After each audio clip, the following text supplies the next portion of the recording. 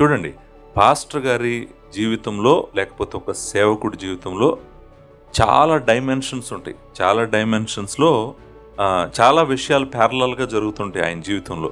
నేను మొట్టమొదట చెప్పాను, ఇందాక మీరు గమనించారో లేదు, నేనేమన్నానంటే ఆయన మాటలను ఆయన జాగ్రత్త పెట్టుకోవాలి. ఆయన జీవితాన్ని ఆయన జాగ్రత్త పెట్టుకోవాలి. లేకపోతే పరిచర్యకు డిస్క్వాలిఫై అయిపోతాడు.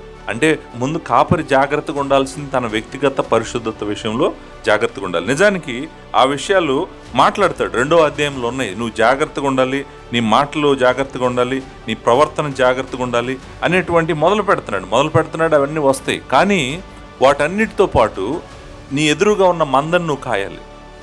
నువ్వు పరిశుద్ధంగా ఉంచుకుంటూ ఎదురుగా దేవుడిచ్చినటువంటి మందను కాస్తూ ఉండాలి. మందను కాయటంలో నువ్వు కాన్స్టెంట్గా దేవుని వాక్యం వాళ్ళకి చెప్పాలి. వాళ్ళు ఆత్మీయంగా ఎక్కడ ఉన్నారో చూడాలి, వాళ్ళు ఎలా ఎదుగుతున్నారో చూడాలి, వాళ్ళ కష్టం ఏంటో చూడాలి,